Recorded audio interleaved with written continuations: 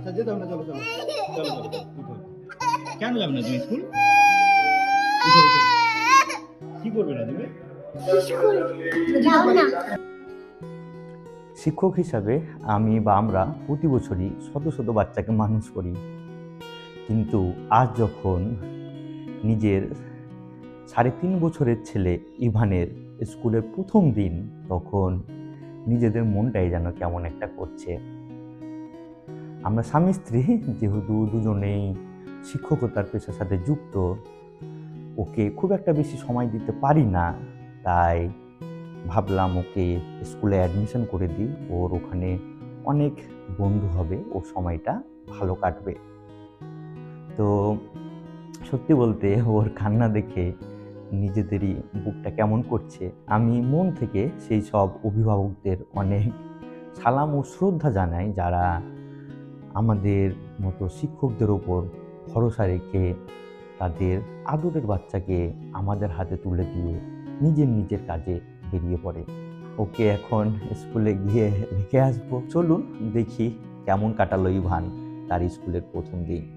আমার কোথায় যাচ্ছি? কোথায় যাচ্ছি বলো? স্কুল। কোথায় যাচ্ছ? স্কুল।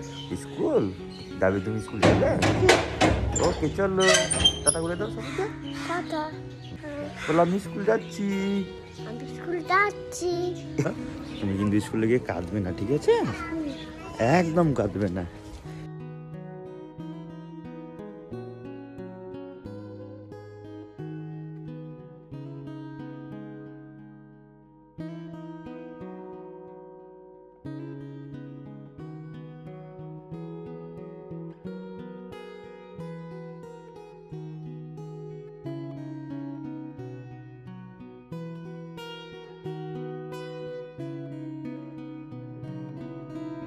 বাবা,